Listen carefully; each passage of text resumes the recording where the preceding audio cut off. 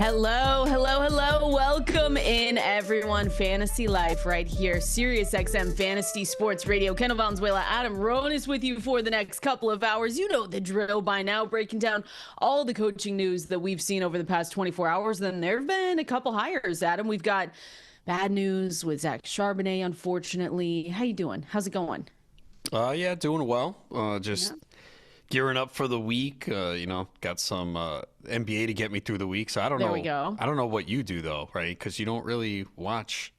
I'm I know feeling you're good. big into baseball, but you don't really watch basketball. Yeah, I've got right? my Mariners. I've got my Mariners shirt on right now. Yeah, no, I Yeah. go back and watch Seahawks highlights. Do you really? I mean, well, I little guess bit, now yeah. that makes sense for this week Yeah, at least. gotta get hyped, Adam. And yeah, I'm going through Mad Men right now.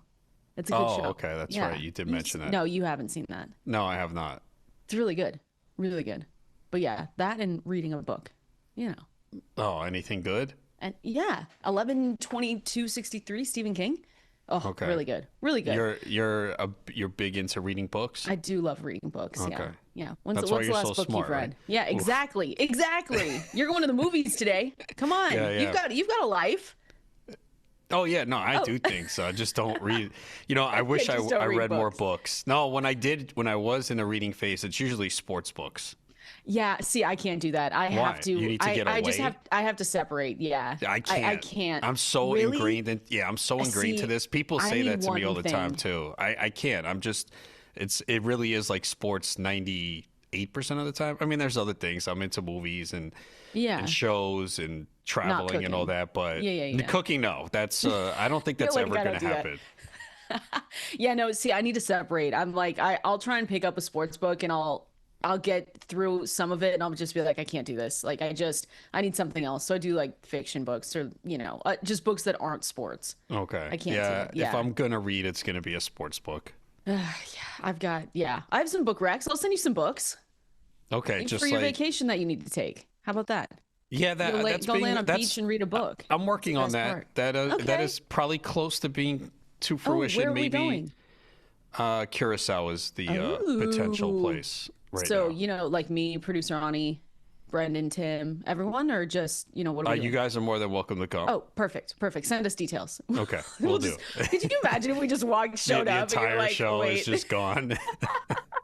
would be fantastic. But aside from our hobbies, we do have a lot of things to break down here today. Again, of course, we're going to continue breaking down everything we saw in the divisional round, go through a few more overreactions. What do the eliminated teams need to do heading into the 2026 offseason? But to start with some bad news before we get into the head coaching news, Zach Charbonnet, we talked about this in the water cooler yesterday, Adam. They were a lot more optimistic than what it turns out to be with Zach Charbonnet, but he is going to be out for the rest of the playoffs because he has a torn ACL, according to Adam Schefter. So this is obviously a significant knee injury, and that's what Mike McDonald said yesterday on Monday. So they're just going to have Kenneth Walker. I mean, of course, we can look at some of their backups and who they can turn to here, but we kind of know now at this point that they're not going to rely on Velus Jones or Helani or Cam Akers. It's going to be the Kenneth Walker show. But this is a big blow for a team that used Zach Charbonnet all season, and he was someone that in fantasy, that's what made Kenneth Walker not startable. That's what made Zach Charbonnet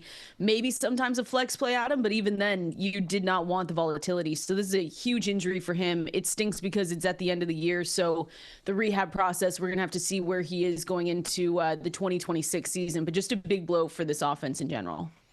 Yeah, and Charbonnet was actually playing his best football these last few weeks. We were all frustrated this season, especially if you had Kenneth Walker in fantasy, because you would see him make these big plays and then immediately Charbonnet would come in and oftentimes take away the touchdowns. And there was a point where we're like, okay, we understand if that player is much better, but the efficiency wasn't there for Charbonnet.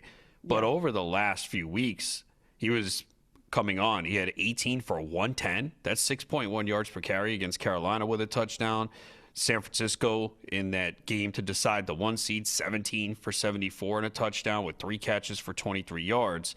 And he was probably going to have another good game against San Francisco. Started 5 for 20, and then that's when the injury came. So, yeah, it's a tough loss for Seattle. For those two in Guillotinies, like last week, obviously Walker and Charbonnet were both on the waivers. And I was like, I like both. So I put in bids for both at the same bid. Walker, the priority, but the same bid with Charbonnet.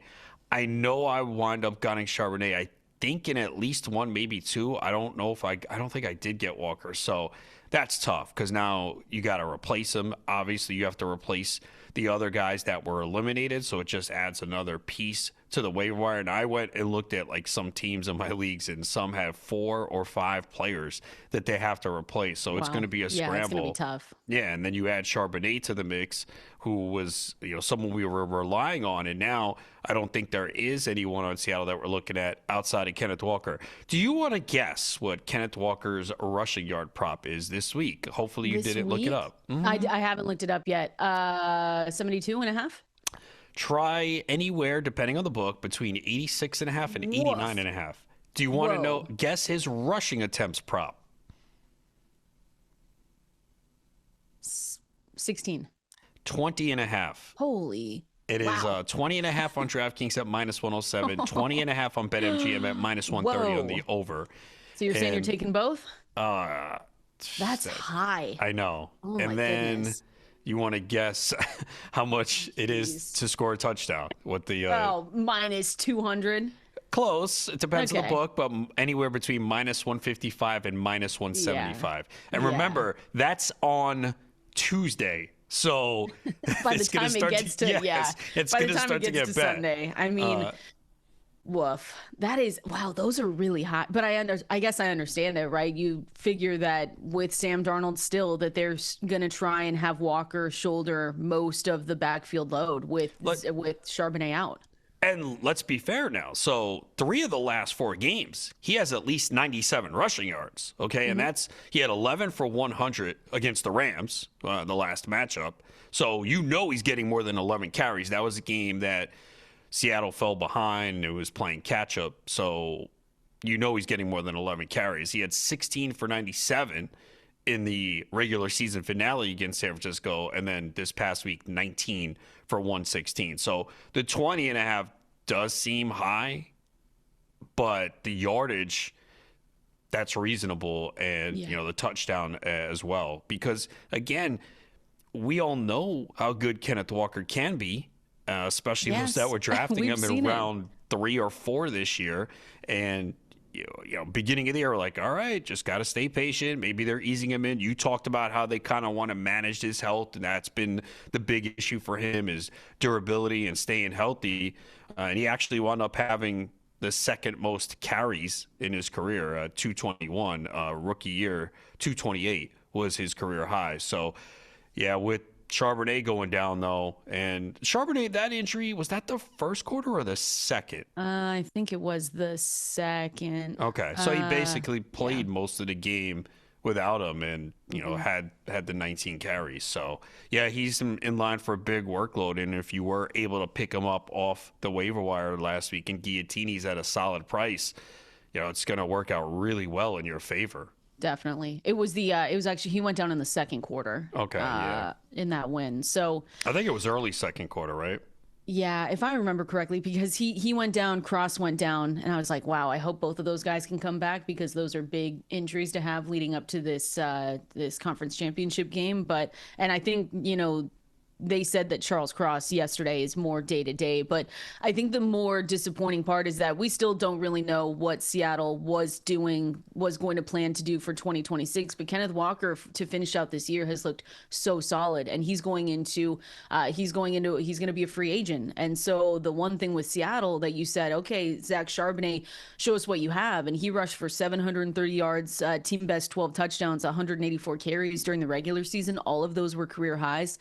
So to see someone go down this late is what's so just sad and disappointing, because that maybe their plans were going to be Charbonnet. Maybe it was just going to be bringing Kenneth Walker back as well. You never know. But getting this injury that late, that's just such a damper on what was such a great year for him. And for it being an ACL, again, we can check the rehab process, and sometimes guys can come back from those quicker rather than quicker than normal. But still, you're going to be seeing a lot of Kenneth Walker. And now for the Rams, I mean, they know what they need to do, right? It's always been the same kind of script when you're facing Seattle is put pressure on Sam Darnold, but really if you stop that run game that really turned on towards the last, four games or really just the playoffs, when they turned that on, you alleviated a lot of pressure from Sam Darnold, took a lot off his shoulders. So they know if they can stop that, you're going to have to get Sam Darnold dropping back to pass. And sometimes you don't necessarily want that. So that might be the game plan coming into the weekend. You probably see some runs too from Rashid Shaheed, right? I would think. I think you'd have to, right? Yeah. I don't love the backup options, right? Again, it's Cam Akers, so maybe Cam, but Velus Jones, they're both on the practice squad right now. Akers we haven't seen him log a carry as a Seahawk. Jones was the number 3 running back on Saturday, but he had 4 carries, 32 yards, week 14. And they did say that George Holani could be activated off IR this week, but even if he is, it's like how much can he get? Yeah, that's the one I'm not. They need to do something, right? I think Rashid Shaheed would make sense coming off that to get a couple carries. Get a couple. The last just a game, few. the last game against the Ram, he had 1 for 31 yards. So they averaged 6.8 yards per carry in that game. So we already know, you mentioned it, they're going to try and run the football. You don't want to have Darnold drop back 35, 40 times if you don't have to. They had to last game because they were playing from behind. And he did a good job leading them back after a couple of turnovers. So, but yeah, Kenneth Walker, you see the props. So it's going to be tough. You know this what's week. coming. Yeah, you know what's coming for him. So again, unfortunate news with Zach Charbonnet. I was hoping it would be something different, but it is a torn ACL, according to Adam Schefter. That news came in yesterday. Significant knee injury. We just hope that his recovery is good because, again, if the Hawks were moving on or someone came in to scoop up Kenneth Walker, I mean, now Zach Charbonnet, 2026 week 1, kind of in jeopardy. Yeah, that's a big question that they have to answer. I did see some news that the Broncos did open the practice window for J.K. Dobbins. I don't know how realistic it is, Adam, but still significant because J.K. Dobbins, once he went down, they did not have a good run game. No one really stepped up. Thought it could be R.J. Harvey. He did have some, decent outings for us in fantasy, but Dobbins was expected to miss the rest of the season. He suffered that foot injury week 10, and so week 10, they say, well, he's probably not going to be back unless they make the Super Bowl. And now here we are with the AFC Championship game. So again, don't know if he's going to be back, but it's something to look for, especially in those guillotine leagues, those guillotinies. If they do say he's back, maybe put a little bit on him. I don't know. Yeah, I don't think you can do it once waivers opens tomorrow. No. I would not do it yet. This is kind of similar to what we discussed in terms of strategy last week with Nico Collins, where it was like during that first waiver run, you cannot add him. Now, if the good news comes on the weekend that he's playing and you have those waiver runs Saturday and Sunday at 11 a.m. Eastern, then you could add. So I don't think you can. Again, we have no benches here, and every point matters. So I wouldn't do it in the first waiver run tomorrow, and then you have to see if he does return. How much is he going to play? Is it just a handful of carries? I'm not even sure it's even this week. They activated the window. Yeah, it might not be. Yeah, and I guess what they do is they hope, all right, if we do get past this week and get to the Super Bowl, then you have 2 weeks, then you can bring him back there. And neither of those two, like R.J. Harvey, Jaleel McLaughlin, I mean, neither of them did much running the ball on Saturday. Well, they didn't even run. No, I know. Remember, I thought that was going to be the game plan because you can run on the Bills, and that just wasn't what they wanted to do, I guess. So there you go. Yeah, I mean, I think they had like 10 total carries out of the backfield. That's insane. Well, Nix had 12 carries himself, but McLaughlin 4, Harvey 6 as far as carries. To be fair, they did only average 3.2 yards per carry as a team, so it was not working. It was not working. But if they did get J.K. Dobbins back, I mean, it would boost the offense and take some heat off Jarrett Stidham.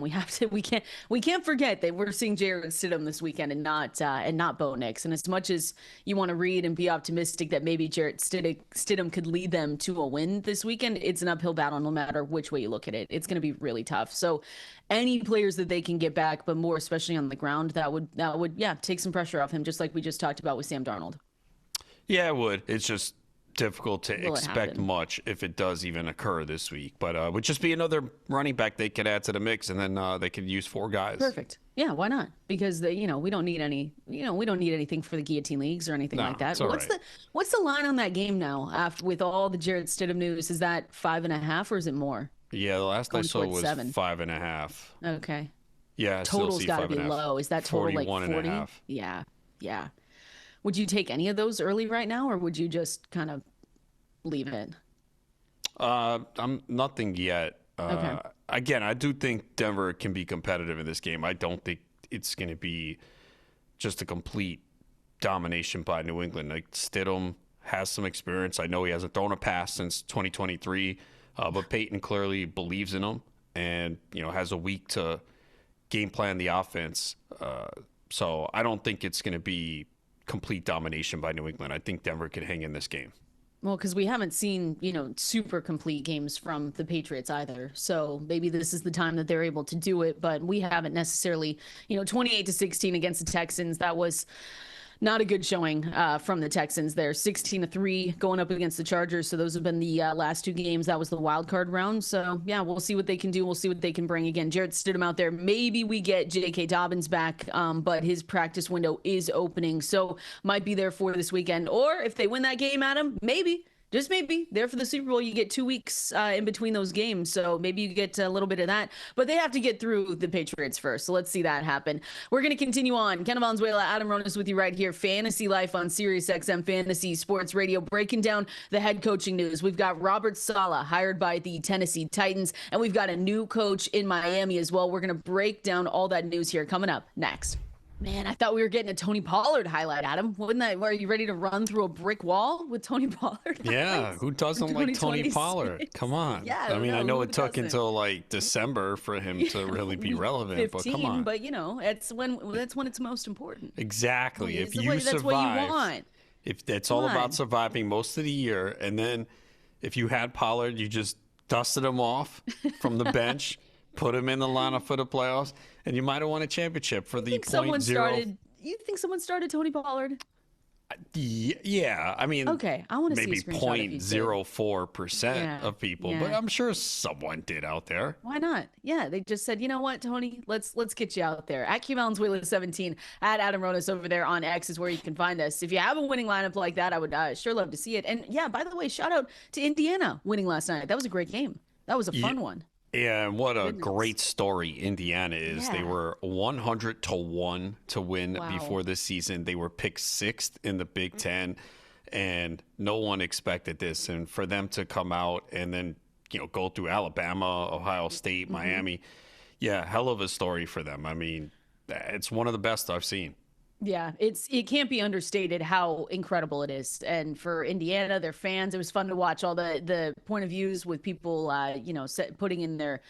posting their stories and them just being like so excited. So yeah, it was really fun to watch. You had Fernando Mendoza probably going to be the first overall pick going to the Raiders. You saw Tom Brady there getting a little scouting done. Yeah, but that was what a fun night. Eating his Pizza Hut. Did you see that? Oh, Pizza Hut? No, I missed that. No, he's in a Pizza Hut he's commercial. Just like us. Oh. And I'm like, come on, He doesn't eat Pizza Hut. Exactly. Like He does the TB12 or whatever. I know. So then, method. like, why are you doing a pizza commercial? I get it, money, but come on, you think he can't get other commercials? I just find it hilarious. If we see him, should we bring him a Pizza Hut pizza? Yes, and say, here, and eat then this. say, hey, so you endorse Pizza Hut, so let's see it. Come on, eat it.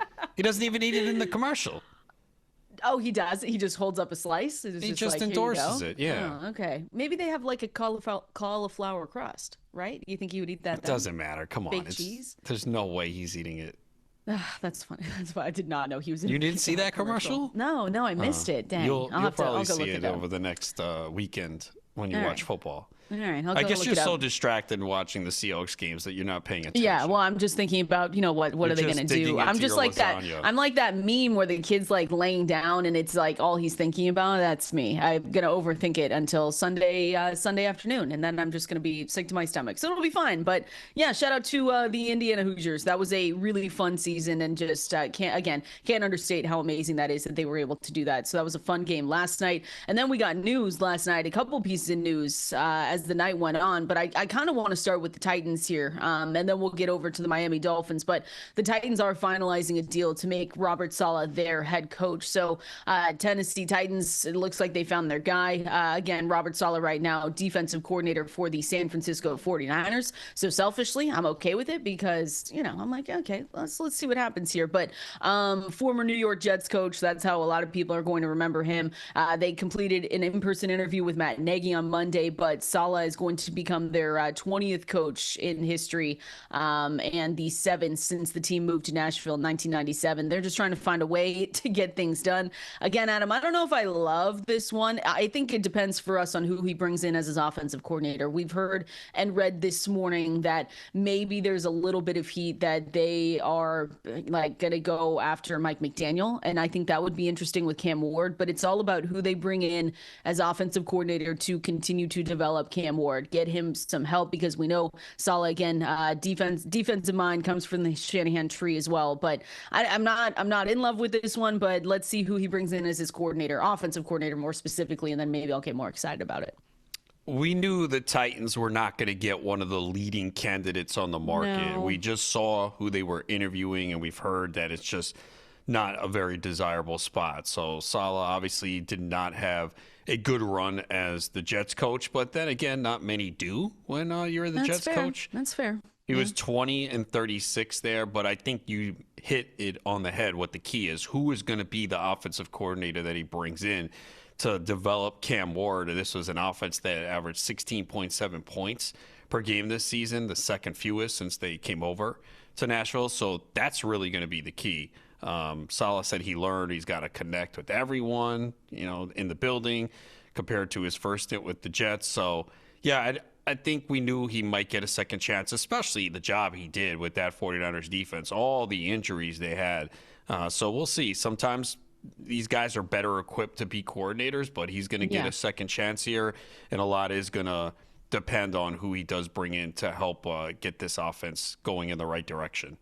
Yeah. So again, Saleh, this is going to be his second stint as a head coach. He was with the Jets, and I forgot he was with them from 2021 to 2024. But yeah, I kind of did. I felt like it was shorter. I think I blocked it out of my memory, just like most Jets fans, right?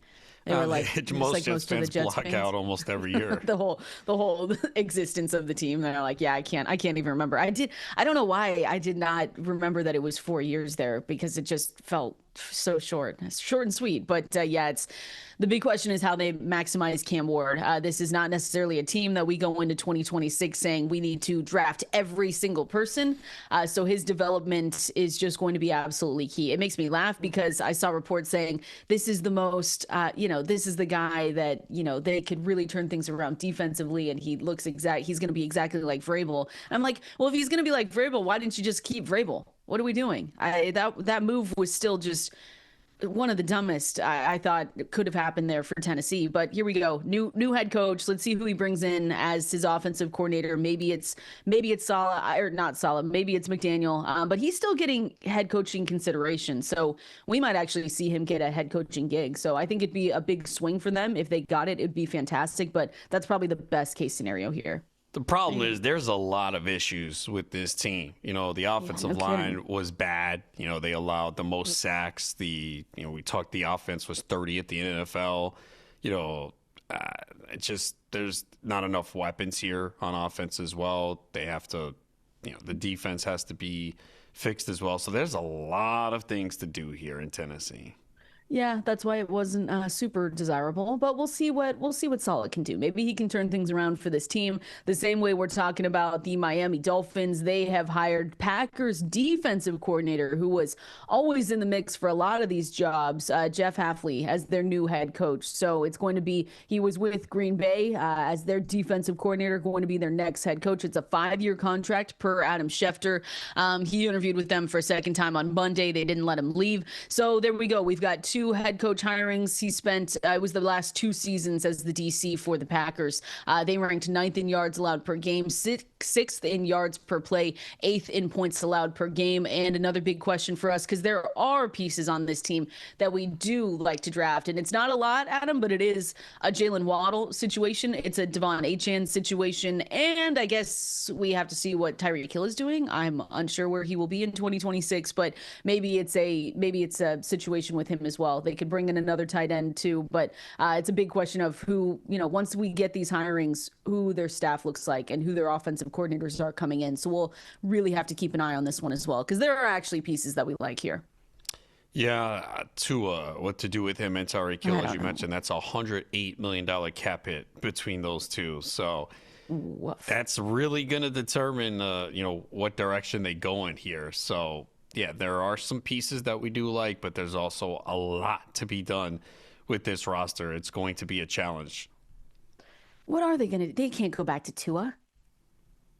Or maybe they have to. I don't know. The best thing for us in fantasy would be no Tua. It'd be him just not being involved, but you never know with the cap situation and the money. That's going to be tough. But Jalen Waddle, I still think he'll go in third round, fourth round of drafts. Well, that's assuming Tyreek's gone, right? It'd have to be, yeah. Yeah. Do you think he's coming? I don't know what could happen with Tyreek Hill. I don't know what's going to happen with him. If he just refuses to go back, or maybe this new head coach stuff is going on. I don't know. I mean, he's coming off the dislocated knee, and then I guess. And that was a brutal injury. Yeah.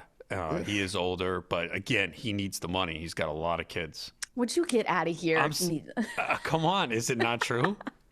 Get out of here. Well, yeah, but I'm not going to say it on the radio.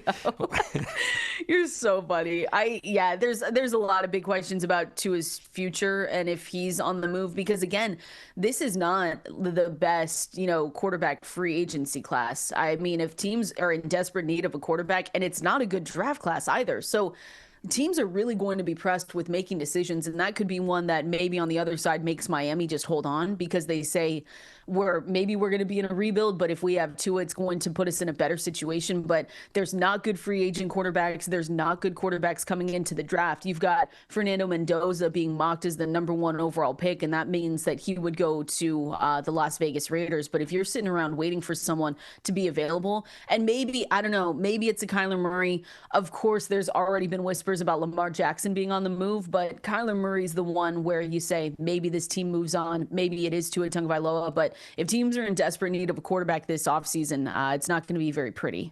Well, where did Hafley come from? Green Bay. He's going to bring Malik Willis over. Malik Willis? That'd be fun for us, though. Malik Willis, Jalen Waddle? Would be fun, yeah. And just, that would be fun. I'd be willing to draft him, right? He'd be our hype guy. He'd go after round 11, 10. Yeah. Yeah, but again, that ability to run. But we'd have to see who the offensive coordinator is too. Yeah, big questions with the offensive coordinators. We've got the Lions finalizing a deal. Speaking of offensive coordinators, Lions finalizing a deal to hire Drew Petzing as their new offensive coordinator, if that name sounds familiar. Former Arizona Cardinals offensive coordinator Drew Petzing. So he's going to go over there, 38 years old, replacing John Morton, who was fired after just one season. Lions finished not a good year, 9-8, failed to reach the postseason for the first time since 2022. And we have to remember that Dan Campbell took over play calling. What was that, week 10 he took over, so he was calling those plays for most of the season for us, and that's why we saw a big spike from Jameson Williams. We saw some good things over there, but again, another new offensive coordinator. We'll have to see how he fits with this team. This is a team that it's the complete opposite of what we were just talking about. There's a lot of players that we like to focus on, and so it's Jahmyr Gibbs, it's Amon-Ra St. Brown. Jameson Williams had a decent enough season at some points, and then there's rumors that maybe they're going to move away from David Montgomery. So that'll be interesting if they do part ways with him, but still an offense that we always like to have some pieces of. So big move there. Yeah, again, there are a lot of pieces here that we like for fantasy. I mean, Petzing, was not great in Arizona. I mean, you could say, well, this year, Michael Wilson finally evolved, but why did it take so long? And it really took Marvin Harrison Jr. going down. Obviously, McBride had a big year, but yeah, this is definitely a little questionable here.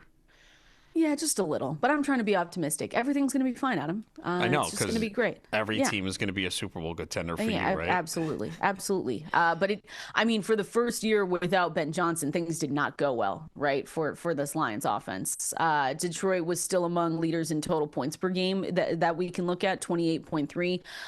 But like offensively, if we talk about someone having an identity, it wasn't necessarily amazing.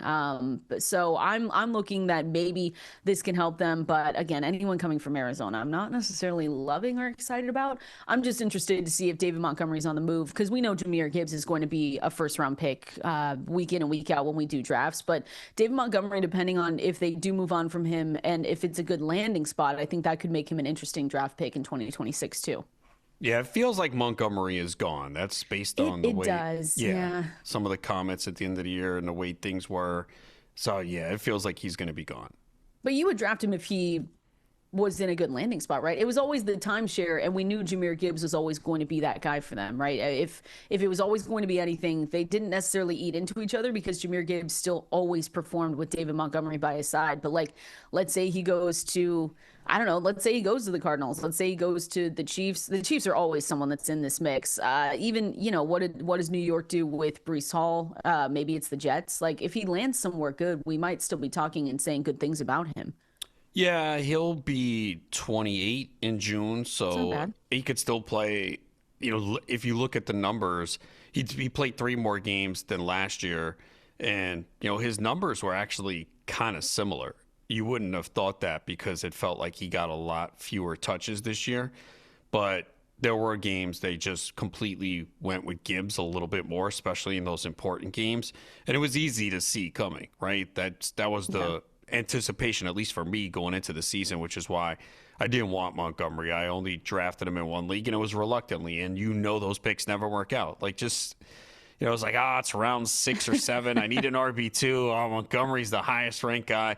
Fine, I'll take him. And there were many weeks where I'm like, yeah, I can't play him. So yeah, I should have just went elsewhere and go in a different direction, but I didn't. And that team still wound up being pretty good, but you know how I felt about Montgomery going to the year. I did not want to draft him because I felt that it was going to be mostly Gibbs.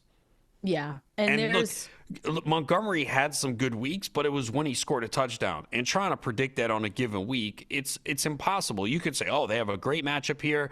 They're going to be up in the second half, and you're going to see Montgomery. And a lot of games didn't pan out that way.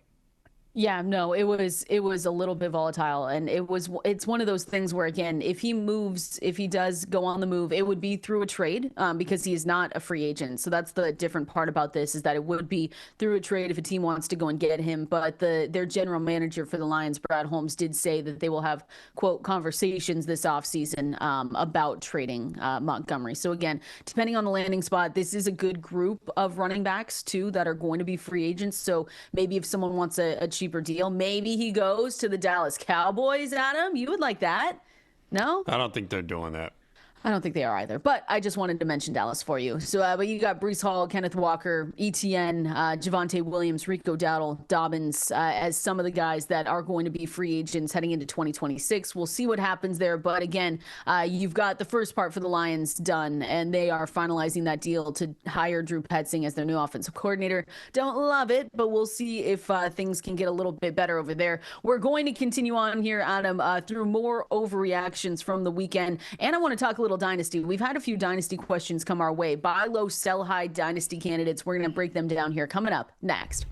Hopefully everyone's having a great start to their Tuesday. We appreciate you hanging out with us right here. Kendall, Valenzuela, Adam, Ronis, Fantasy Life on Sirius XM Fantasy Sports Radio. FantasyLife.com is where you can go subscribe to that newsletter, and GuilloteneLeagues.com is where you can go to start new drafts. I'm doing a couple tonight, Adam. I've already joined a couple draft rooms. I'm nervous. I'm excited. Should be fun. Why are you nervous? I just want JSN, if we're going to be honest. I just want really? JSN. What happens if Seattle gets eliminated this week? They won't. Oh, okay. They won't. No, it'll be fine. And he's going to put up big numbers, unlike last week? Maybe. Yeah. I spent a lot of money on him last week. Did you get chopped, though, because of it? No. I was definitely on the precipice of getting cut in one, but I survived all of them. But I needed everything from Kyron Williams and Caleb Williams to survive. Yeah. I wonder where Ani, did we? No, not yet. I'm gonna. No, he didn't update our see. standings. That means Let me refresh it. He's probably He's not done. in a bad. No, he still has Matthew Stafford over there, and Okay. he's got Diggs, and he's got Higbee. So he has three? So he's got 3. I'm the one that's cooked. I got I'm more done. than 3. I have like 5. I know. You've got May, Henderson, Stevenson, Darnold, Walker. Yeah, we're Seahawks talking kicker. about our Oh draft. yeah, sorry. for The Fantasy Life show. playoff draft. Yeah, no, it's I'm done. I got totally wiped out here. So we'll have to see where we are. You have Puka, don't you? That's it. No, thanks for bringing it up. Wait, didn't you have the one Brendan. pick? Yeah, it's a super flex. I went with Josh. Oh, okay. Yeah, I went with Josh Allen. Brendan has a great team. Puka, Kyron, Devontae. Yeah, might be well, it. I That wanted might the be it. Rams stack, but it was not Well, going to work here we picking at go. 4. Oh, No, yeah. I'm just saying. But I got New England, even though, I didn't get not much bad. from them last week. Yeah, Ani has 5 guys left. That's a good. Oh, And okay. remember, he hated his draft. Isn't that how it always works? The people that hate their draft the most, it's the one that goes the farthest. Sometimes, yeah. I mean, come on. What are we doing here? Dynasty. Had some Dynasty questions come in again at Valenzuela 17 at Adam Ronis over there on X. Still breaking down everything for the fantasy season. It's never too early to talk about it, but Dynasty especially, this is the time of year where you're kind of reevaluating or just looking at your team saying, what do I need to do to contend? Or maybe you're looking and saying to yourself, you know what? This isn't going to be a great season coming up. Maybe I can get some more picks, some better picks for the future and build for there. But some players to buy. I want to just say buy, Adam, because this player is not a buy low, but is Alec Pierce not going to be someone that's really interesting? Again, a free agent this offseason, depending on where he lands. I can't say buy low because I think whoever has him might ask for a little bit more then, but I think Alec Pierce kind of established himself, and we'll have to wait and see obviously where he actually ends up. But he had over 800 yards, 7 touchdowns, and that was just Daniel Jones missed most of the second half of the season, and so 1,000 yards on the 8th fewest receptions in NFL history. It was crazy what he was able to do.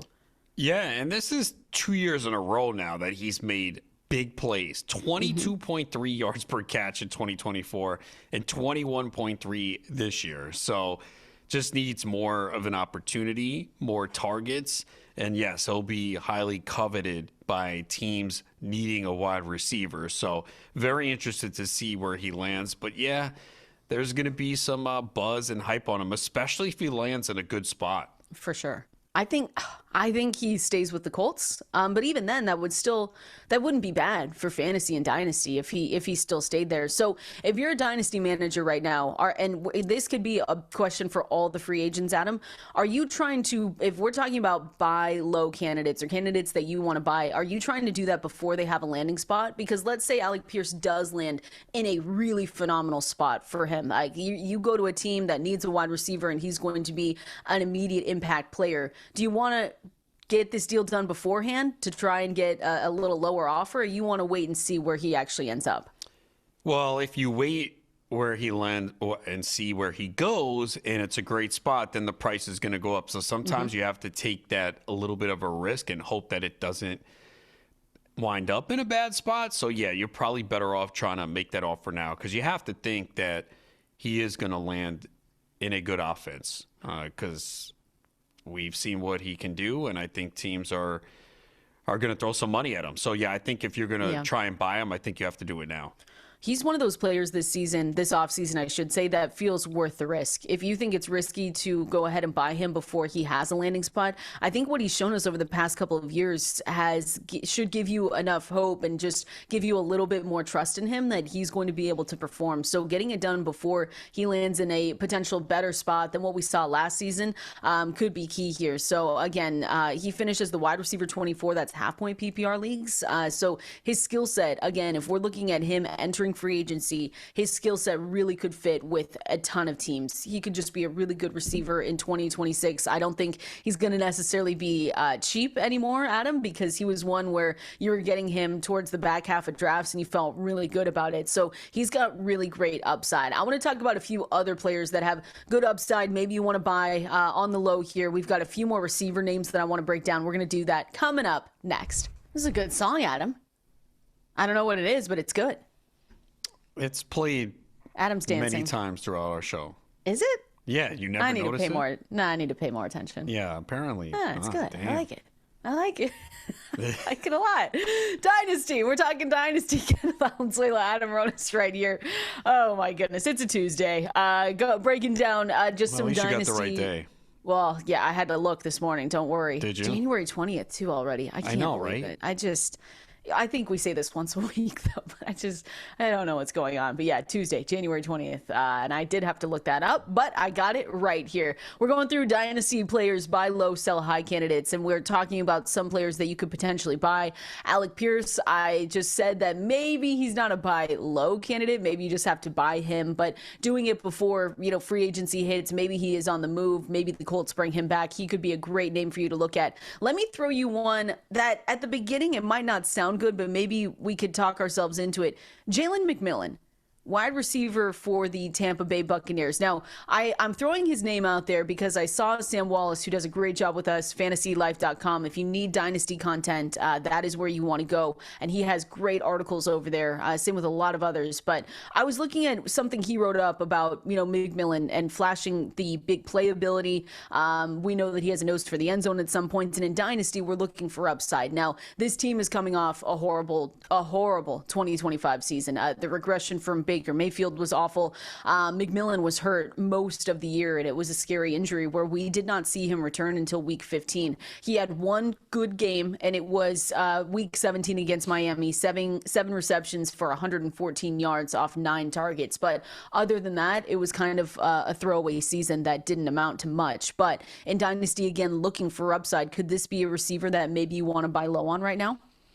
Yes, it might take a year. But definitely, I liked him a lot last year, and he came through and delivered in the fantasy postseason in 2024. Had the injury this year, came back, did have a big performance in week 17. Evans is a free agent. Even if he comes back, maybe 1 year? Godwin is older. Yeah. We did see Egbuka get off to a great start and then struggle. So, yeah, McMillan has a lot of ability, and I think this is actually a really good buy low because I don't think it's going to take much to get him. So I think this is someone, if you're looking for someone under the radar that won't cost a lot, I think McMillan is a good target. Yeah, I agree because, again, Evans and Godwin are aging as well. So this might not be a play that you make where you can immediately feel good about it in 2026. This might take a year for it to really amount to what you want it to be. But Mike Evans, Chris Godwin aging. Godwin, when he signed that deal, it was 2 years. So he's got 1 year left on that, if I remember correctly. And then Mike Evans, like you said, going to be a free agent. Feels like he could come back for one more season. Godwin, again, still under contract. I thought it was 3. It's 3 for Godwin. 3 years, 66 mil with so he's 44 got 2 years guaranteed. Left. Yeah. Man, oh man. So again, you want to take advantage of McMillan a year early, right? You don't want to wait till it's more expensive. And that's what we talk about a lot with Dynasty. Take advantage of the discount now because I don't think a lot of people are going to be wanting it. Or maybe they just want out. They know that if they're in a win now situation, you can't necessarily win now with McMillan. Maybe he has a big year in 2026, but I think moving on from an early 3rd round pick for McMillan, if someone wants to give more, I would say a late second, but that's not bad for what he could potentially give you in the future. Yeah, and in these dynasty leagues, sometimes when you're making trades, you have to take these chances, and sometimes it doesn't always work out. But a lot of instances when you try and buy low on a player a year early, it can really pay dividends that next year, especially when they get that bigger role. And it's going to happen, I think, for McMillan when you look at the rest of the receivers on this roster. Not necessarily a buy low, but if you were trying to buy Bears players, if you were one of those people that said, wow, Ben Johnson, this looks great. Is Luther Burden the wide receiver you want to get on your team? Or is this going to be, because again, I can't say buy low because people, from what we saw this season, he's not going to be cheap. Ben Johnson bringing in, a really good part of this offense. Caleb Williams looking good down the stretch. It's not going to be cheap, but is this a guy that you want to try and go and get? Yes, but you mentioned the biggest problem. Everyone is aware. Yes. Everyone loves the Bears offense, and they see them ascending again to another level next year. And we saw Burden late in the year really come on. And, DJ Moore, we don't even know if he'll be there. You do have Rome Odunze, who does seem to have a connection with Caleb Williams. He was dealing with that foot injury, did make a big catch this past week. So either way, though, it's going to cost a lot to get Burden. So I'd inquire and see what the price is, but don't be surprised if you're like, damn, that is a lot more than I thought, because I think everyone is pretty aware of what Burden's potential is in this Bears offense. That's why it stinks when you're like, wait, don't do this on the national stage. Luther Burden, please just come back down. But age is a factor here, and being able to, buy a few seasons, get younger with some of these targets is what's going to be key for your dynasty run, especially if you're thinking to yourself, I'm not necessarily a contender this year, but I can be next season and 2 seasons. Yeah, it's going to be a game changer there. We're going to continue on. Fantasy Life Water Cooler coming up here next.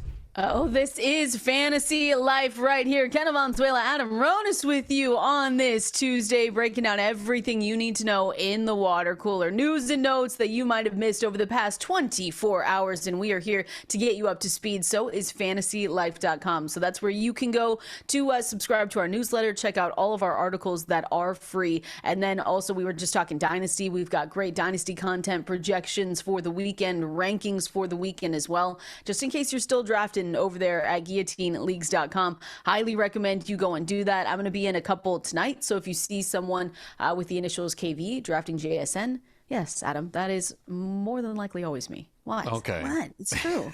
What? So what's wrong with that? If you have the one pick, you're taking JSN? No, not every time. Who are you taking? I'm going to maybe a little Puka.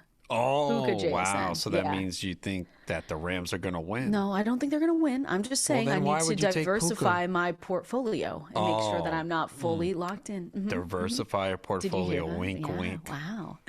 Interesting. Listen, guilloteneleagues.com. Let's see what happens. I'm just going to go with the flow of the draft. And if, JSN calls to me, then I'm going to draft How many leagues did you get chopped in this past week? Oh, my gosh. 3 or 4. Yeah, one of them were in together. You got chopped. Yeah, it was a bad week. Not good. And we're going through guillotine most chopped players here, but you kind of already know that Zach Charbonnet is going to be at the top of that list because he hurt. That one hurt a lot. That was not good. I spent some money on him last week. What a waste! It's crazy because some of my leagues I have a ton of money, and others so it depends on the league. So I did go crazy in one. I only have 214 left in one. Nice. But I have how many players do you have to get though today? So actually in one of them I only need 1 player. Oh wow. Okay. Which is right. Actually, impressive. I got lucky. The one where I have that much money left, I actually only need 1 player. It's only tight end. I lost Schultz. That's it. Go get AJ Barner. Why not? You know what? Tight end is difficult this week. Right? Because Seattle, the Rams have 7 tight ends. And they use all 7. Denver doesn't have any good ones. No. And remember when they were supposed to have the Joker role? Remember that? Mm-hmm. Yeah. How did that go? You said Barner, and I know you were kind of joking. I wasn't joking, actually. Yeah, he's probably no, I wasn't joking. I think that's who I'm gonna have to get. So the thing though that you can do now though, with only 3 teams remaining, you can look at the other 2 and see what they have. So if the other 2 teams have, Hunter Henry and Higbee, then you can put a $0 bid. Because even if you have Higbee or Parkinson, are you going to even try and get AJ Barner? Probably not. You might.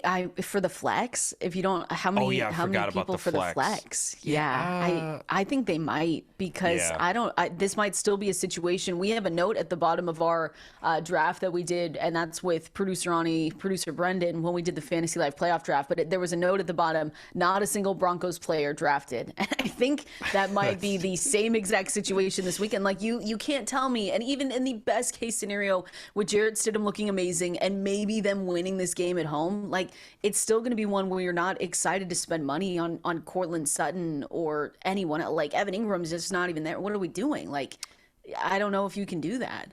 Yeah, I do have Sutton and Harvey on a couple teams already. So I'll have to look and see what's on waivers, but it's getting thin. We only have 4 It's teams. not great, yeah. So you might just have to roll with them as far as spending on them if they are out there because they were chopped. Yeah, you're not going to spend a lot.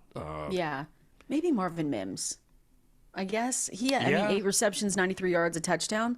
You just have to lower expectations. Again, I don't think you can just say like this Stidham's going to be awful. No. I think it could be a solid game for him. So they're still not going to be highly desirable, and they're not going to, the Broncos skill position players, they're not going to go for high bids. So maybe they're on your list and maybe towards the bottom for lower money, and you might wind up with them. Yeah. So again, and all of this to say, Zach Charbonnet is not someone that you can be bidding on anymore. He's going to, and we are going to break down the most chopped guillotine league players, but he is going to be at the top of that list because he unfortunately suffered a torn ACL in that second quarter. So that was per Adam Schefter yesterday, confirmed that. Seahawks obviously went on to win that game 41-6, but it was the second quarter when he went down. And it just stinks because this was someone that had a really good season. You saw career highs in a lot of the categories, in a lot of statistical categories. And so anyone getting hurt this late is always, we have to be careful, and we have to look at what their rehab process is like for coming back. You know that Kenneth Walker is going to shoulder a lot of the workload over on Sunday over the weekend. So we'll see how it goes. But again, just a huge blow for Zach Charbonnet after the season he had. It's tough. Yeah, do you think if you asked most people randomly, like, hey, how many touchdowns do you think Zach Charbonnet scored this year? Would they get it right? I think they might be a little low, unless it's one of those things where they had Walker and they only know because they were so closely. Because he was vulturing another touchdown taken away from Walker. So he was vulturing Kenneth Walker, and they said, yeah, I do know it was what was it, 12, right? 12. He actually has 20 rushing touchdowns over the last 2 years. That's why this stinks. I mean, it always stinks when someone gets hurt, but this could have been, I mean, I don't know what the Seahawks were thinking of potentially doing, but with Kenneth Walker going into free agency, maybe they thought that Charbonnet, they'd be fine. I don't know. Not good. Yeah, I think it is a loss too for these playoffs. Now, you're down to, hopefully for Seattle, 2 games where you're like, all right, it doesn't matter at this point. We can just feed Kenneth Walker. He is a free agent. We don't know what their designs are as far as bringing him back, and maybe the Charbonnet injury changes things. But, yeah, I think at this point, you can't worry about it. You're just going to unleash Walker. We mentioned that the prop on him for carries is 20.5. So that tells you what they think is going to happen and what we believe is going to happen. So, yeah, you just unleash him this week, and then if you do win that game, you have 2 weeks to the Super Bowl, and you can give him 40 carries in that game. At that point, it doesn't matter. So that's the one aspect of it. It comes at a time where, and maybe looking back on it, they're going to say, hey, we were trying to be cautious with Walker. We were worried about his injury history. We had a good back in Charbonnet, so that's why we split the workload. And they're going to say it paid dividends. He stayed healthy and potentially helped them get a Super Bowl. So for fantasy managers, it was obviously debilitating, frustrating, because you were hoping that Walker at some point would get that big workload, and it's not going to happen until the conference finals, when teams who drafted him, it's irrelevant now. Obviously, you can still try and guillotine leagues, playoff leagues. Maybe he could lead you to championships or money there, or maybe you could take advantage of his props this weekend. But again, those props are very, very high. The rushing yards. It's Tuesday. It's just gonna get higher and higher as the week goes on. Yeah, I don't know how much higher it can go. Like, it's between 86.5 and 89.5 now. That's crazy. And we see these playoff games, a lot of unders have cashed in this playoff, so you're just not seeing as much offense. So, I mean, the last time these teams met, 38-37 in overtime. Yeah. I don't think we expect that again. But yeah, Kenneth Walker. Do that again. We're not getting any value here. Touchdown anywhere from -155 to -175. Your special, 2 touchdowns. Woohoo! You can get anywhere from +325 to +420. Nice. I mean, why not? And if you want to be greedy, 3 touchdowns. Hey, between whoa. +1,400 and +2,200, which is why you got to shop around. I mean, it's +1,400 on DraftKings and +2,200 on Caesars. And I guess if we're trying to get an edge in the Guillotinies more specifically, let's wait and see what they do for the because there are other running backs available. I don't think you want to spend all your money on that because it's Cam Akers, it's Velus Jones Jr., and they're both on the practice squad. Again, Akers has not logged a carry as the Seattle Seahawk. You saw Jones active, was the number 3 running back Saturday, 4 carries for 32 yards. So there are some other guys that maybe they turn to a little bit, but nothing where you would spend a ton of your money to go and get them. So again, tough break, just bad for Zach Charbonnet, out with an ACL injury, and obviously he's going to be out for the rest of the playoffs. Broncos did open the practice window for J.K. Dobbins. This is one, like, I feel how we talked about Nico Collins, right? We have to wait and see what this means. If he's really going to play this weekend, we've got another, I believe, Adam, it's three waiver runs for the Guillotine League. So wait and see. Don't spend your money on him today because there could be news that he's not good to go. And that's probably what I'm thinking here, Adam, is that he won't be good this weekend, but maybe if they do win this game, he could come back for a Super Bowl push. But the practice window is open for him. Be careful. Don't spend money on him right now, would be how I'm looking at him. And so those were 2 of the big injury updates. We had some coaching hires as well. So we also had, since we're in the water cooler here, Robert Saleh being finalized with a deal to be the Tennessee Titans head coach. So that was a move that they made. I don't want to say that it was a good move. And then Jeff Hafley is the new coach for the Miami Dolphins. So we're starting to see some of these coaches, get those jobs. We're really just going to have to wait and see for us in fantasy, Adam, who they add to their staff. We're really, really, really watching those offensive coordinator hires. And so that's going to be one that we watch for. The Lions did finalize a deal to hire Drew Petzing as their new OC. He's coming over from the Cardinals, but all the dominoes starting to fall here a little bit. Yeah, it's starting to fall, but a lot of coach openings, way more than usual, offensive coordinators as well. So we are going to get a lot of change this offseason. Like a lot, and it's just coordinator wise. I mean, we're going to have completely new offenses. That's why it's important. We're going to, once the offseason comes and we have everything the dust kind of settled, we're going to go through all these offensive coordinator hires, but it is going to impact every single offense and every single team. It's obvious to say that right now, but it really is. You've got teams that always go through this. We see it all the time with Jalen Hurts. Baker Mayfield has to do it again, but some of these other teams, we haven't seen it. So it's one where, you're going to see old faces maybe hired again. The Chiefs are planning to hire Eric Bieniemy. If that name sounds familiar to you as their offensive coordinator, it's because it's not just going to be a major shock to the system in Kansas City. They've seen him before. He has been in that role before. So again, it's just going to be big for us to figure out how these coaches are going to get their staffs done and who ends up being those coordinators on those teams. Yeah, it is important, and it's going to be a lot to sift through, and that's why it's important to start now and not wait. And too many people wait, and you want to be ahead of the curve. Yeah, Bieniemy was interesting yesterday because he was the Chiefs offensive coordinator 2018 to 2022. He left for the Commanders in 2023. Matt Nagy was there. This was just an overall bad Chiefs team, unfortunately, in 2025. But maybe they can get back on track. Eric Bieniemy coming back into the building. We at least know that Mahomes is going to throw a little bit more. That'll be fine. Yeah, and I'm sure Mahomes signed off on this too. Yeah, for sure. They just need, I don't know what they're going to do at running back. That's my big question. You run it back with Kareem Hunt, Isaiah Pacheco? No way. No chance. That was just so bad. And he was one of, I wrote up, I did the column yesterday that you guys can go and find at fantasylife.com, the biggest draft busts, picks by round and everything. And I was so close to writing Isaiah Pacheco, but we had talked about him so much, but he was one of the biggest busts in 2025. It was unfortunate. Yeah, it depends on mostly 6th, 7th round. And again, there was a lot of talk in the offseason, Andy Reid praising Pacheco, saying he looks good. We haven't seen this burst in a while. And you looked at that backfield and they didn't do anything. So, and we knew Kareem Hunt was just not an explosive player. They always have trusted him in critical situations, but he was never a guy that's going to break off these long runs, not put up a ton of yardage. And Pacheco just never got going. It was really bad. And then if you did have him, you were putting him out there. But you knew once he came back from that injury that it just was not going to happen. And, it was a bad pick.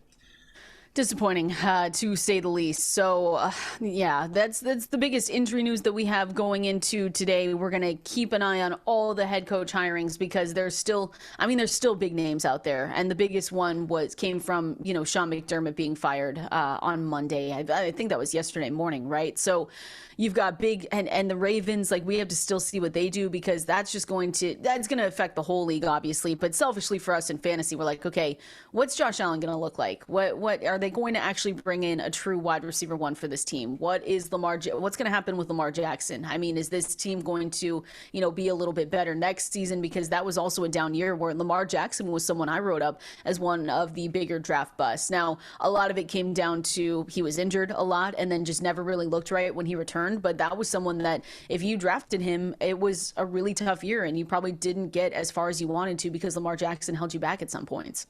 Yeah, it was a terrible year because when you take that quarterback in the first 4 to 5 rounds, you're really, in most instances, not taking a backup quarterback unless you're in a league with 20 roster spots. And even if you do in those scenarios, like your quarterback that you're taking as a backup is late. It's the last few rounds.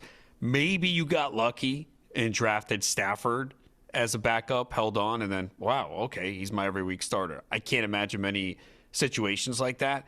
But the other part, too, when you invest in a quarterback like Lamar Jackson is you stick with them, right? So he had the injury. He comes back, and you go. And remember, his first game back from injury, he threw 4 touchdowns. Yep. You thought, perfect, Miami. This is good. We're great. Yeah. Now you're like, all right, next week against Minnesota now. We realize after how great Minnesota was against quarterbacks, you played them. You're like, oh, okay, not a great game, but all right, fine.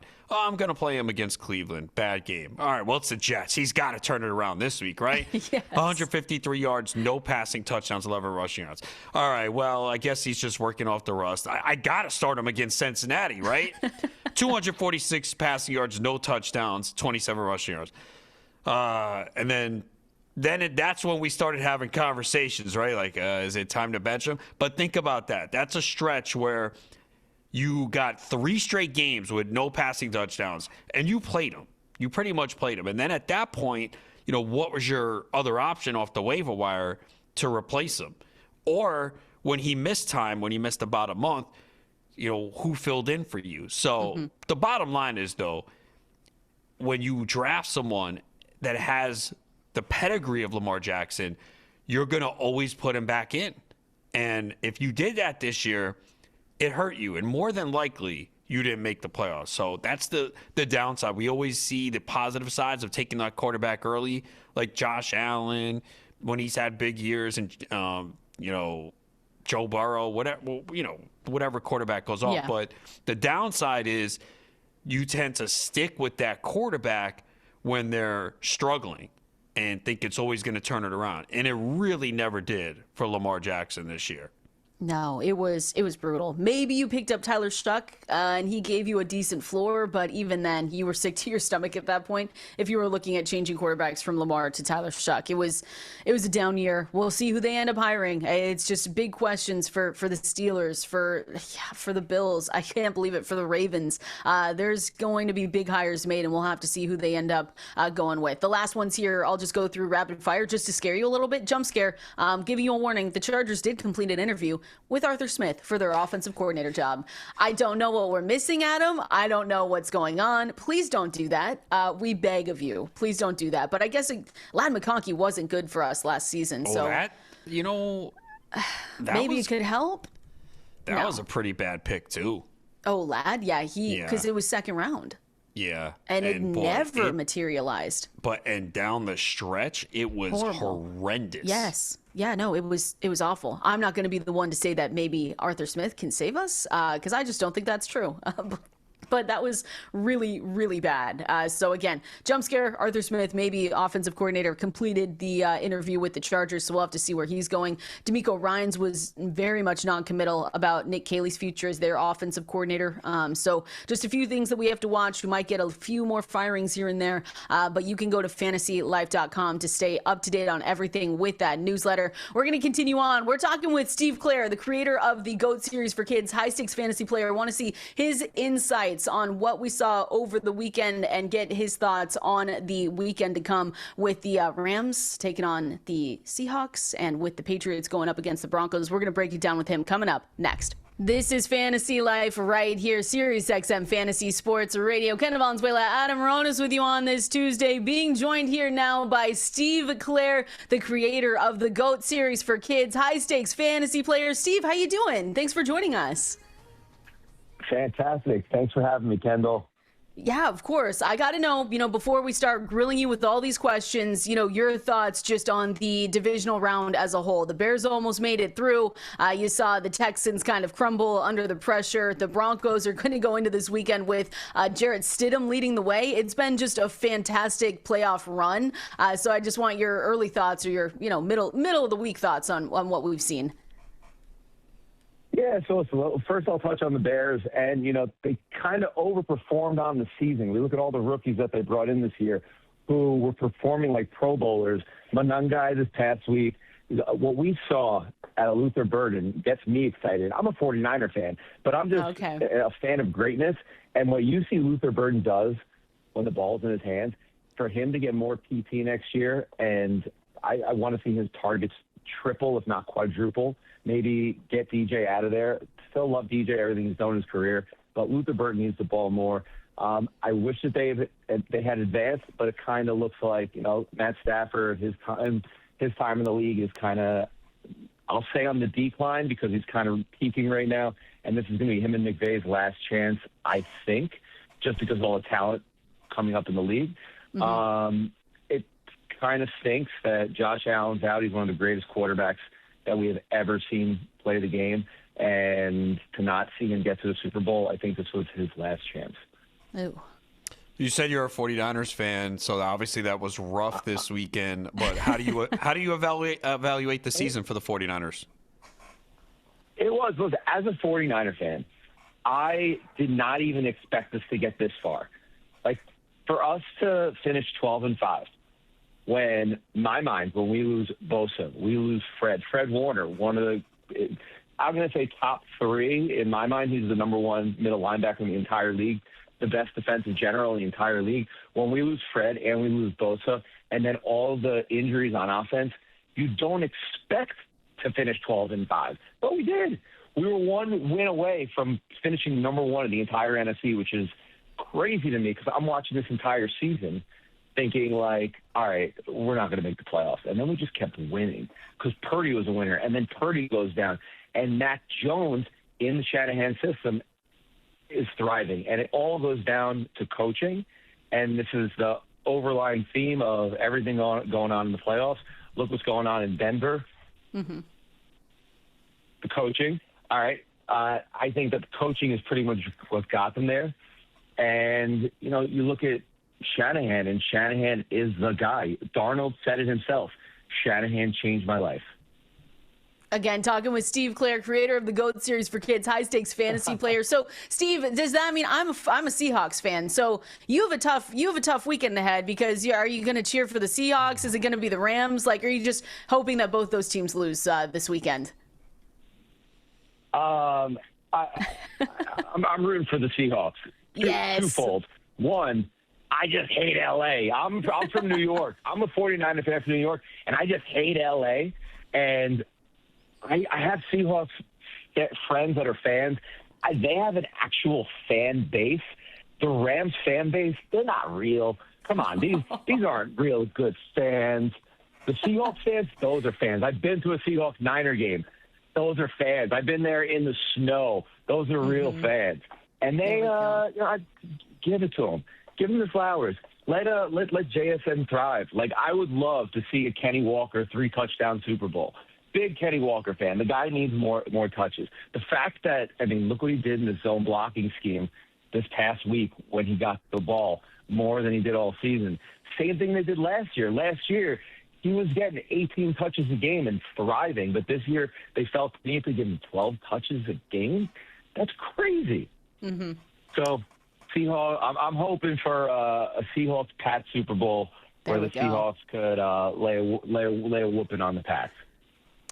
When you play in a high-stakes league next season and Christian McCaffrey is there, in the first round, how high are you going to take him? He's coming off a season of 450 touches. And we've seen in the past when McCaffrey has that much volume, the next year he doesn't play as many games. He's 30 years old. Now we know how great he is. He can easily be the number one player in fantasy and PPR formats. But where are you going to be on McCaffrey next year in drafts? Coming from a 49er fan and coming from someone who's playing high-stakes fantasy for a long time, McCaffrey will not be on my board. Brian Robinson will be on my board in like the 15th. Maybe he'll climb, but the fact that we had Brian Robinson Jr. returning kicks, and this guy I think would be an RB1 on over half the teams in the league, I'll be taking him later on. McCaffrey is way, way off my board. I love him to death. He is one of the greatest running backs of all time, but McCaffrey will be off my board completely. We've seen this. NFL stands for not for long. Because it was the same conversation, it feels like, Steve, that we had with Saquon Barkley, where it was like, hey, we knew his talents, but people were kind of off on Saquon just because of the workload that he had. Not necessarily saying like, oh, well, he's bound to be injured, but it was him going deep into the playoffs and making that Super Bowl push. So it kind of feels like the same conversation you have to have with CMC, even though he just had a healthy season, and that is phenomenal for people to see. You do get worried about just the workload that he had this year. 100%. Where did you guys have Saquon on your board? I had him in the first round, so I did not take Saquon Barkley, though. I think I had him RB3, and it was always in a portion of the draft, Steve, where I didn't take him. I think you too, Adam. You didn't take him as well. Yeah, I didn't have him anywhere. Yeah. In fact, I went on as a guest spot, and when they asked me where I would take Barkley, I said pick 7 or 8, and they were stunned that I had him that low. Yeah. Yeah, I mean, for me, it was with Saquon this year, it was wherever he was falling was just, there was somebody, and I took Henry over him, and I know I took Henry over him in the league, and everywhere else, I was just taking a young receiver who did not have any red flags coming into the season. Are you still buying Henry for next season? Like, we know at some point the drop's going to happen. He's now 32 years old.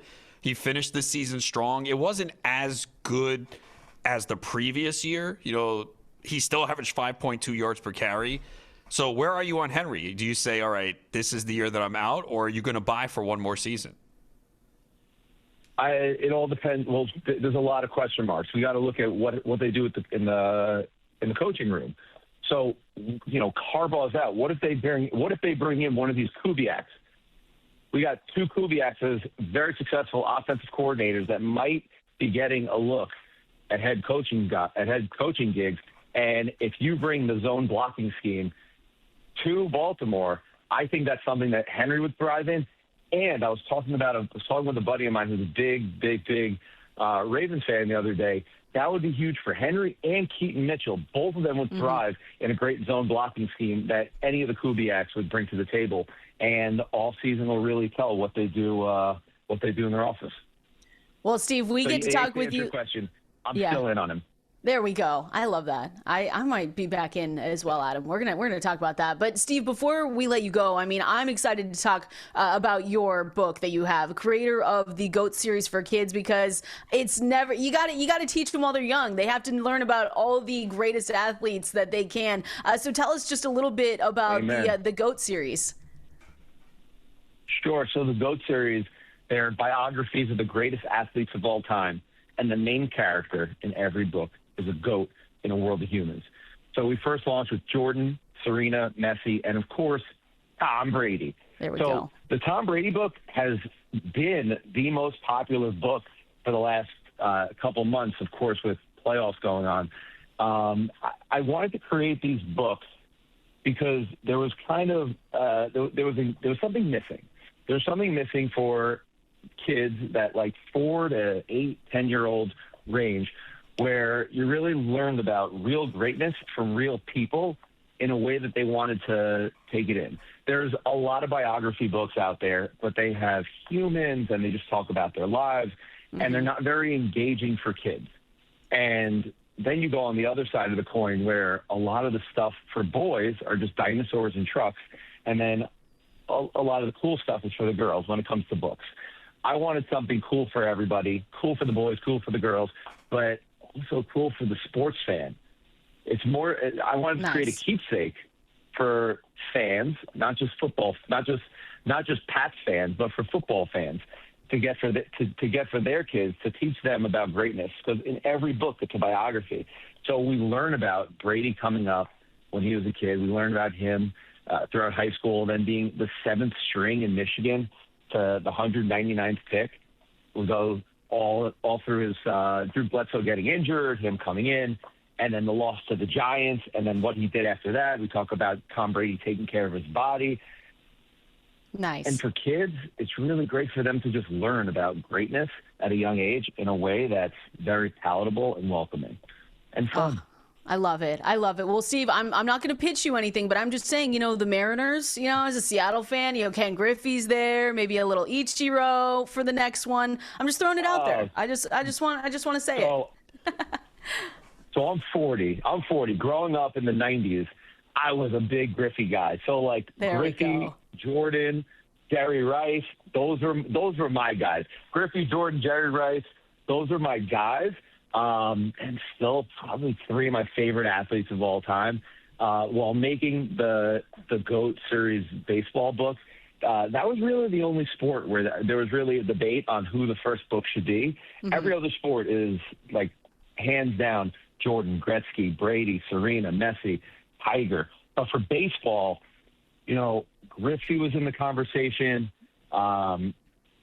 But I had to do a Babe Ruth to start, just because makes sense. I do a lot of research when I make these books, and the things that Babe Ruth did back in the day were out of this world, like godly, similar to Tiger and Brady and Gretzky and Jordan.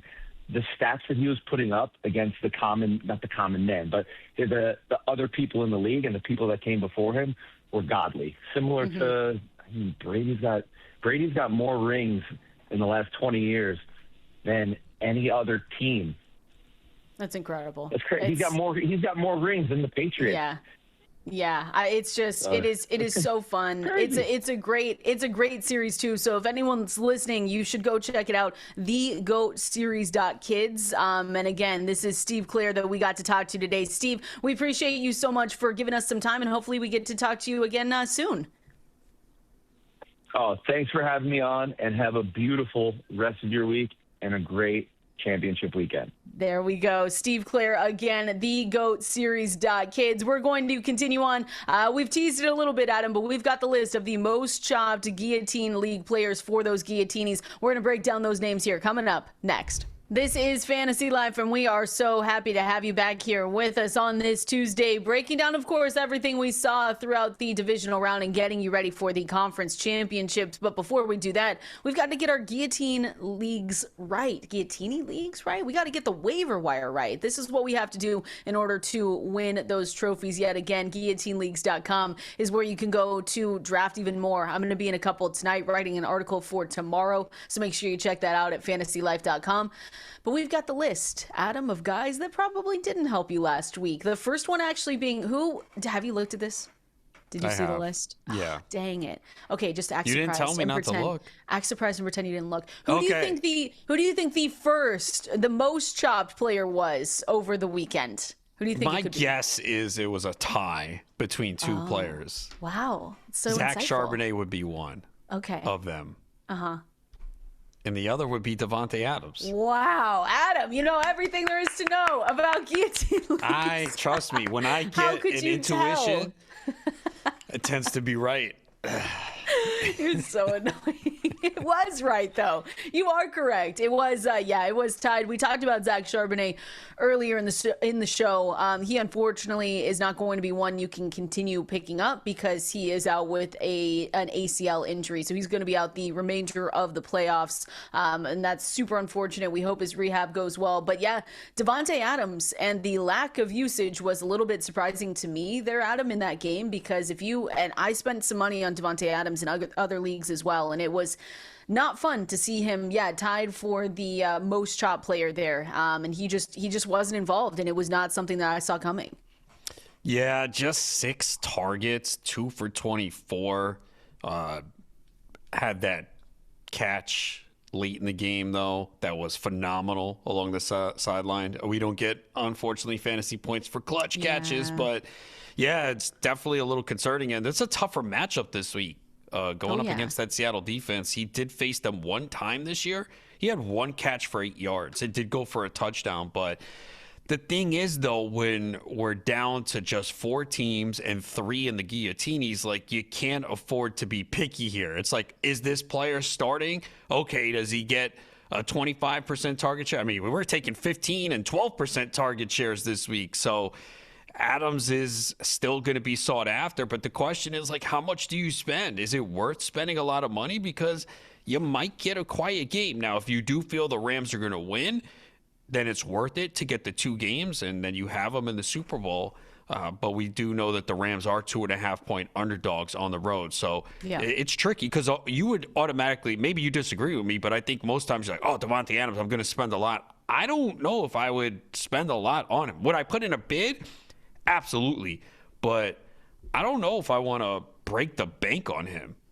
Yeah, I'm with you. Because 9 times out of 10, if this was the regular season, we'd say, yeah, I'm getting Davante Adams any way that I can. But I think I'll still put a bid on him. Not a big one. I will keep it depending on how much money you have left, because we started this playoff push with $1,000 worth of fab. So I would do under $100 is what I would have, and it just depends on how much you have left. But there is a question of Stafford is in a little bit of a funk too. Like, we have to look at that as well, and it just feels like they are getting these wins, and they've won 2 playoff games on the road, and that's really difficult to do in the NFL. But they have not looked like the Rams that we saw during the regular season, right? Where Matthew Stafford was dominating, where, like you said, you've got Davante Adams targets every single week. You've got Puka Nacua involved every single time. It just feels like they're kind of barely getting by. You look back at his drop back success rate, 31.8% in this game against the Bears. That was his worst in any game of the season. We can say it was cold. We can say it was, the travel, they were blitzing off the edge, all of this stuff. But you do have to look at Matthew Stafford just kind of not being the Stafford we saw during the regular season. And I think that's a little concerning as well. But at the end of the day, Adam, for me, in these guillotine leagues, those 2 flex spots make it difficult to not bid on him because those flex spots are key. If we only had, 1, or maybe just we had two wide receivers, 2 running backs, and a tight end, it'd be different. But I think with the 2 flex spots, some people might just have to look his way and hope he just gets a little bit more in this game against Seattle. But it's a tough uphill battle. Yeah, look, you're putting in bids on him. My whole point was, we tend to get enamored with these big name players, and he might be the best one in a certain league, and I'm not spending like 50% of my budget on him. No. He is obviously very touchdown dependent. And, the other factor is you have to look at the remaining teams. How much money do they have?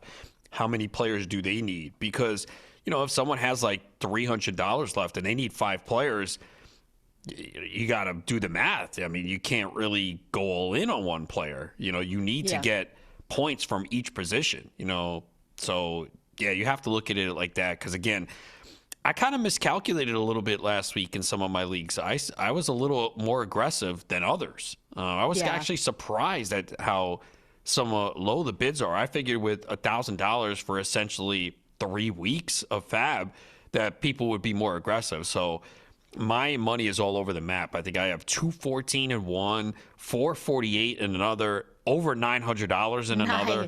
Nice. So yeah, it's all over the map. And again, strategy comes into play looking at other people's rosters. So for example, say there's 3 teams left. So if one has Matthew Stafford, another has Drake May, and you lost your quarterback, you could put a $0 bid on the quarterback. Because if you have Stafford or Drake May, you're not cutting them, right? For who? No. Stidham or Sam Darnold? No. What do you mean? Come on. Yeah, okay. No, you're not doing that. So that's what I would do. I think you can do $0 bids, right?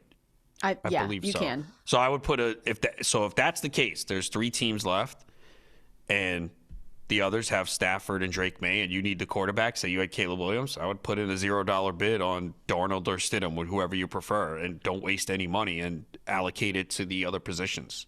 And this is why it's important when you go into the app or you're using your laptop, whatever you're doing at guillotineleagues.com, you can go and see all the fab and what you need to spend. And that's going to be important. And it's important to look through, their rosters as well. Your opponent's rosters is going to be because you don't just want to blindly bid. That's where you're going to not be able to get some of these players. We're down to 4 teams. And the Broncos have Jarrett Stidham this weekend, which could work out again, but they're going to be very low on our expectations. And so you don't want to be the person that's trying to bid on some of these, maybe Kyron Williams is out there, maybe someone else is out there, maybe Kenneth Walker got out there. And oh boy, that's going to be a lot of money if Kenneth Walker's out there. Spend everything. That's what you have to do. But you just have to look at your opponent's rosters because they also might need a running back, wide receiver. It's the same thing we talk about when we're in the regular season of fantasy football. So Davante Adams, Zach Charbonnet, 2 of the most chopped players in the Guillotinies.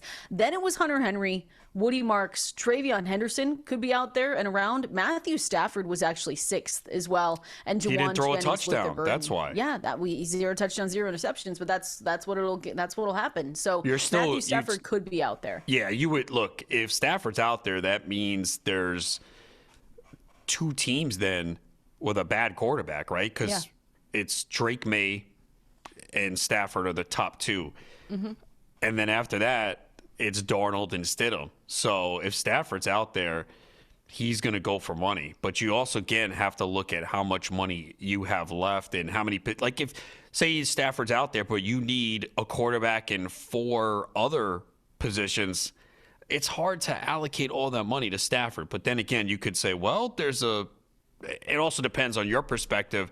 How big is the drop-off from Stafford to Darnold or Stidham as well? Yeah, exactly. So make sure you take a look around, but Stafford being out there could be huge for you if you do need a quarterback. Guillotineleagues.com is where you can go to start another draft. I'm going to be doing some tonight. Maybe Adam will join us, but you can still draft. The fun is not over. Make sure you go to guillotineleagues.com. Going to finish things off with our conversation on the Dynasty buy low, sell high candidates. I've got some players that you might want to look to sell before the offseason really gets started here. We're going to break down those names coming up next.